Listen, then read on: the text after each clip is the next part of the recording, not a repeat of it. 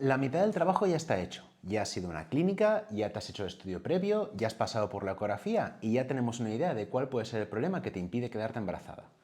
En este punto te vamos a recomendar un tratamiento que varía en eficacia, precio, agresividad y efectividad. El tratamiento más básico y más económico consiste en unas relaciones programadas. Este tratamiento es tan simple como esperamos al primer día de tu regla y hacemos una ecografía en ese momento para ver cómo están tus ovarios y tu endometrio en el momento cero de tu ciclo. Lo que tenemos que ver es un endometrio completamente plano y unos ovarios en absoluto reposo que pueden tener algún que otro pequeño quiste, en principio normal. En este momento te vas a casa y acudes a la clínica cada un par de días para ver cómo evolucionas. Por un lado, vamos a ver cómo crecen los folículos dentro de tus ovarios. Veremos cuántos hay, cuál es su ritmo de crecimiento y de forma indirecta veremos tu actividad hormonal por cómo va creciendo ese endometrio. Haremos estas revisiones ecográficas durante unos 10 o 12 días aproximadamente y cuando veamos que estás a punto de ovular te daremos un margen de días y horas en que probablemente vayas a ovular y te indicaremos cuál es el momento idóneo para que tengas las relaciones. Luego haremos un par más de ecografías donde miraremos si efectivamente has ovulado. Esto se ve de forma muy sencillita porque las bolsas negras que antes nos marcaban los folículos y que ahora aparecerán sombreadas serán tus cuerpos lúteos, que son las fábricas de progesterona. Este tratamiento se puede complementar, primero de todo, con analíticas. Durante el proceso inicial podemos hacerte un análisis de estrógenos para ver cómo vas evolucionando y luego analizarte la progesterona para corroborar que realmente esté a los niveles adecuados. Finalmente, podemos hacerte un análisis de sangre de hormona gonadotropina coriónica para ver si te has quedado embarazada o no. Por otro lado, unas relaciones programadas pueden incluir una pequeña ayuda hormonal. En la mayoría de casos va a consistir en una dosis muy bajita de hormona FSH en forma de 50 unidades internacionales de Ovalip y en muchas ocasiones es muy eficiente el uso de un medicamento llamado Omifin. También es bastante habitual pautarte una inyección de Ovitrel que nos permite cuadrar con exactitud prácticamente matemática el momento preciso en que vas a ovular, de modo que es más fácil indicarte fecha y hora en que tengas las relaciones. La razón por la que usamos una dosis hormonal tan baja es para no desarrollar demasiados folículos, ya que entonces tendríamos un riesgo elevado de embarazo múltiple. En caso que haya alguna duda respecto a la morfología de tu útero, por ejemplo en base a alguna malformación que hayamos visto en la histerosalpingografía, o los espermatozoides de tu pareja tengan algún problema muy concreto, como poca cantidad o movilidad reducida, podemos recomendarte una inseminación artificial. A priori funciona prácticamente igual con las relaciones programadas. Empiezas el primer día de regla, acudes a la clínica para frecuentes ecografías de control e incluye una pequeña ayuda hormonal focalizada en facilitar el crecimiento folicular, pero sin estimular demasiados folículos a la vez, precisamente para evitar el embarazo múltiple. La principal diferencia es que cuando estés lista para ovular, en vez de indicarte que tengas relaciones, os invitaremos a ambos a que acudáis a la clínica. Una vez aquí, la parte masculina dará una muestra de semen que nosotros en el laboratorio limpiaremos y purificaremos. Nos desharemos de todos aquellos espermatozoides muertos, inmóviles o anormales y nos quedaremos solo con aquellos que tengan una muy buena forma y se muevan como un torpedo. La forma en la que realizamos este purificado es mediante un gradiente de densidades. Este paso es esencial, ya que no solo purifica, sino que nos hace una selección de espermatozoides con baja fragmentación cromosómica. Luego concentramos ese purificado en un volumen muy pequeño y hacemos un recuento. De forma habitual, una muestra de semen para una inseminación apunta a tener entre unos 20 y 40 millones de espermatozoides. Luego te pasaremos a ti, la parte femenina, al consultorio, donde el ginecólogo colocará ese purificado de espermatozoides en el fondo del útero. El proceso entero no dura más de 5 minutos, no es doloroso y se hace sin anestesia. Por lo general, no es más molesto que una citología normal. Luego, simplemente te quedarás en la camilla estirada no más de 10 minutos para dar tiempo que ese purificado se absorba bien. Y ya te levantas y te vas a casa a hacer una vida absolutamente normal. Una variación de este tratamiento es una inseminación artificial con semen de donante, que funciona exactamente igual. La única diferencia es que nosotros tenemos en las clínicas muestras de donantes de semen que cuando llega el momento simplemente descongelamos, limpiamos y preparamos el purificado de espermatozoides de exactamente la misma forma. Típicamente, la inseminación con semen de donante es habitual en aquellas parejas donde, por el motivo que sea, no podemos utilizar el semen de la pareja masculina. También se utiliza en mujeres solas o en parejas de mujeres homosexuales. A pesar de que las relaciones programadas y las inseminaciones son tratamientos de fertilidad de sobra demostrada, tienen un gran inconveniente, que es que todo el proceso de fecundación, maduración embrionaria e implantación ocurren de forma interna y en cierta manera invisible a nuestros ojos. Esto significa que si hay un paso en concreto que esté fallando, no vamos a ser capaces de verlo con estas técnicas de reproducción asistida que te he comentado hasta ahora. Es por este motivo por el que la fecundación in vitro es la técnica diana cuando queremos obtener un embarazo con las máximas garantías. No solo porque es mucho más eficiente, sino porque la información que nos da sobre tu proceso reproductivo es completamente personalizado y en la gran mayoría de casos nos permite identificar cuál es el problema que está impidiendo que te quedes embarazada. Al igual que unas relaciones programadas, el ciclo de fecundación in vitro empieza el primer día de tu regla. Ese día lo ideal es que acudas a la clínica que te realicemos una ecografía de control. Y tenemos dos motivos por los que es esencial que acudas cuanto antes aparezca el primer sangrado. El primero es que en ese momento es cuando tus ovarios y endometrio están en su momento más basal, y es información que nosotros tendremos como fotografía del momento cero.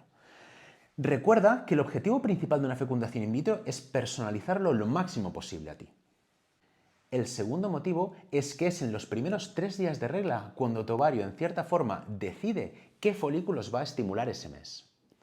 Dependiendo de tus resultados previos, tu edad y tu condición general, nuestro objetivo en esta fecundación in vitro va a ser que estimules el máximo número posible de folículos, de modo que podamos exprimir al máximo la posterior recuperación de esos ovocitos. Es en este momento cuando más probablemente te indiquemos qué tipo de medicación y estimulación vas a tomar. Con toda probabilidad te receten entre 225 y 300 unidades internacionales de hormona, que puede ser tanto tipo Ovalip como Menopur. Es de vital importancia que te pinches estos medicamentos correctamente. Esto significa que practiques previamente cómo funciona la pluma y en caso de duda acudas a la clínica para que te enseñemos nosotros cómo hacerlo. En este caso, los nervios son completamente normales y he visto casos en que se pierde un poco de medicación, se carga mal la jeringuilla e incluso chicas que por nervios terminan pinchándose aire. De verdad, no tengas miedo a preguntar y a ser pesada. Estamos para ti. Vas a seguir con esta medicación durante 5 días, día en el cual vas a volver a la clínica a una segunda ecografía de control. En esta segunda ecografía vamos a ver una aproximación de cuántos folículos has estimulado, cómo progresa su crecimiento y cualquier otra peculiaridad que caracterice tu desarrollo. Es habitual que en ese momento te cambiemos o incrementemos la medicación, de modo que podamos personalizarla lo máximo posible a ti. También es muy probable que en este momento te añadan algún tipo de medicación para frenarte, como por ejemplo un orgalutran.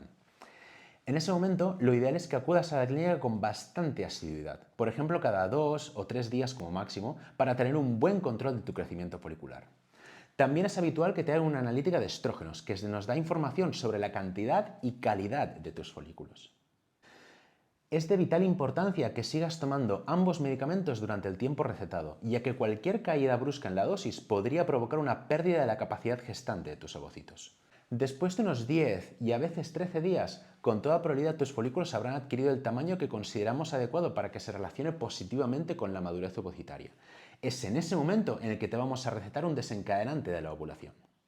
Como ya mencioné en vídeos anteriores, la ovulación se desencadena cuando tus ovarios detectan una cantidad muy alta de hormona LH y tenemos dos estrategias para provocarlo. Podemos administrarte esa hormona LH directamente en forma de un medicamento llamado Ovitrel, o podemos provocar que tu propia hipófisis libere ese pico de hormona LH con una inyección de decapeptil. Ambas estrategias son muy eficientes creando las condiciones óptimas para que se lleve a cabo la ovulación y usamos una u otra en función de cuáles sean tus peculiaridades personales y si tenemos el objetivo de realizar transferencia embrionaria ese mismo ciclo o no. También existe una variante del uso de estos medicamentos conocido como el doble trigger, que consiste en usar una combinación de Ovitrel y decapeptil, de modo que el pico de LH lo conseguimos simultáneamente mediante la vía directa y la indirecta. La revisión de Castillo et al. De 2020 sugiere que esta doble inducción a la ovulación actúa en sinergia sobre el ovario y se relaciona positivamente con una muy buena maduración ovocitaria, lo cual puede ser de especial interés en aquellas mujeres de edad avanzada o que muestran patologías relacionadas con la maduración ovocitaria. En este caso, estaríamos hablando de patologías como por ejemplo el síndrome del folículo vacío o abundancia de ovocitos inmaduros en anteriores ciclos de fecundación asistida. Otro gran aspecto positivo que nos brinda la fecundación in vitro y en especial el uso de desencadenantes de la ovulación es que nos permite calcular con mucha precisión el momento exacto en que vas a ovular, de modo que podemos programar la punción folicular en el momento óptimo en que tus ovocitos conseguirán el mayor estado de madurez. Después de la punción folicular, cuyo proceso te explicaré en un siguiente vídeo, obtenemos los ovocitos, que nosotros fertilizaremos con espermatozoides de tu pareja o de un donante, según elijas tú. El mismo día de la punción folicular te vamos a indicar que empieces con el tratamiento de progesterona, que nos preparará el endometrio para una posible transferencia embrionaria. La dosis más habitual de progesterona es mediante la administración de óvulos por vía vaginal, típicamente en 400 miligramos totales, 200 por la mañana y 200 por la noche, aunque no es raro que te puedan dar hasta 800 miligramos totales. También puede ser que te receten progesterona en forma de pinchazos, generalmente en forma de Prolutex. Si en este ciclo no va a haber transferencia, porque por ejemplo has tomado decapeptil, vamos a congelar todo o vamos a realizar biopsia embrionaria, la progesterona no será necesaria. Exactamente 5 días después de la punción folicular, los embriones resultantes van a estar listos para transferencia. Y aunque existe la opción de biopsiarlos o congelarlos, en este caso supongamos que llevas tus 5 días de progesterona y seguimos adelante con la transferencia. Es habitual que poco antes de la transferencia te hagamos una analítica de progesterona para comprobar que esté a niveles óptimos.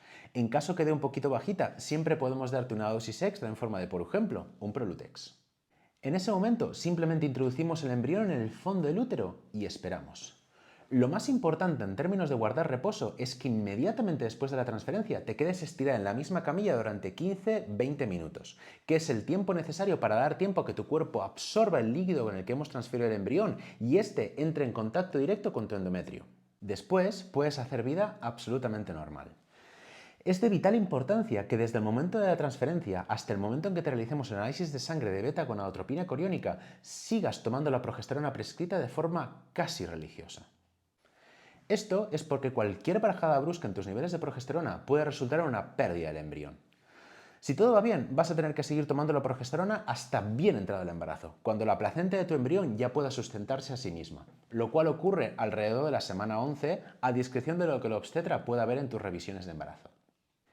Este mismo proceso de fecundación in vitro puede aplicarse con pequeñas variaciones, de modo que podemos hacer tratamientos como preservación de la fertilidad o método ropa. La preservación de fertilidad o congelación de ovocitos funciona muy similar a la fecundación in vitro. También se inicia el primer día de regla, incluye una medicación de crecimiento folicular acompañada de un agonista para frenarte y después de unos 12 días se te administra un desencadenante de la ovulación que nos lleva a la punción folicular 36 horas después. La principal diferencia es que en el momento de la punción folicular ya dejas toda la medicación y ese mismo día ya se congelan los ovocitos y ya estaríamos. Te cuento más detalles en el siguiente vídeo. En el caso de parejas de mujeres, aquí en España desarrollamos el método ROPA, que son las siglas de recepción de ovocitos de la pareja. En líneas generales, consiste en que una de las dos mujeres será donante de ovocitos y la otra será la mujer gestante. De este modo, ambas mujeres comparten la maternidad de su hijo en común, lo cual encaja de maravilla en el proyecto reproductivo y maternal de una parte muy importante de la población. La forma en la que funciona es que ambas mujeres empiecen el tratamiento de forma simultánea. La mujer donante empezará el tratamiento típico de estimulación folicular, como por ejemplo Valip y Orgalutran, y desencadenante de la ovulación en forma de decapeptil. Al mismo tiempo, la mujer gestante empezará un tratamiento de estimulación endometrial, con por ejemplo estradiol meriestra y progesterona. Después de la punción folicular de la mujer donante se obtienen unos embriones y después de 5 días serán transferidos al útero ya preparado de la mujer gestante. Sin embargo, hay ocasiones en que una futura madre no puede disponer de sus propios ovocitos. El principal causante suele ser la edad avanzada, pero también es habitual en mujeres con un fallo ovárico prematuro o que se han tenido que someter a quimioterapia o extirpación de estos ovarios. Sea cual sea la causa, hay un tratamiento que únicamente requiere que tengas un útero y endometrio en condiciones para sustentar un embarazo, y se trata de la ovodonación. Al igual que una donación de semen, chicas jóvenes pueden donar sus ovocitos con fines reproductivos. Es un proceso anónimo, seguro y remunerado, mediante el cual una chica se somete a un proceso de estimulación ovárica prácticamente igual a una fecundación in vitro normal y obtenemos ovocitos que te serán asignados a ti. El proceso de selección de una donante de óvulos tiene varios requisitos, como ser menor de 35 años, no ser portadora de ninguna enfermedad genética, ni tener infecciones ni enfermedades. Y uno de los requisitos que existe a nivel legal es que de una única donante solo podemos obtener 6 niños nacidos, de modo que las probabilidades que luego dos hermanos se encuentren son bajísimas. En lo que se refiere a ti, un tratamiento de ovodonación se gestiona igual que un proceso de estimulación endometrial. A ti únicamente se te da una medicación de estradiol mediestra y progesterona para preparar tu endometrio a que esté listo para recibir los embriones que nosotros en el laboratorio generaremos a partir de los ovocitos de la donante y espermatozoides de tu pareja o de donante, según lo que tú quieras. Como norma general, si no hay ninguna causa evidente que explique la esterilidad, muchas clínicas van a empezar recomendándote las relaciones programadas para luego pasar a intentar 2 o tal vez 3 inseminaciones antes de sugerir hacer una fecundación in vitro. Por supuesto, la medicina privada, aunque cara, tiene dos grandes ventajas, que son primero la rapidez, lo cual significa que en una semana puede estar hecho el estudio y en 2 semanas empezamos el tratamiento. Pero sobre todo, la principal ventaja de la privada es la personalización, de modo que si tú así lo quieres, puedes pasar directamente a una fecundación in vitro, sin pasar antes por varios intentos de relaciones e inseminaciones, especialmente si eso te ayuda a ti a sentirte que no estás perdiendo el tiempo.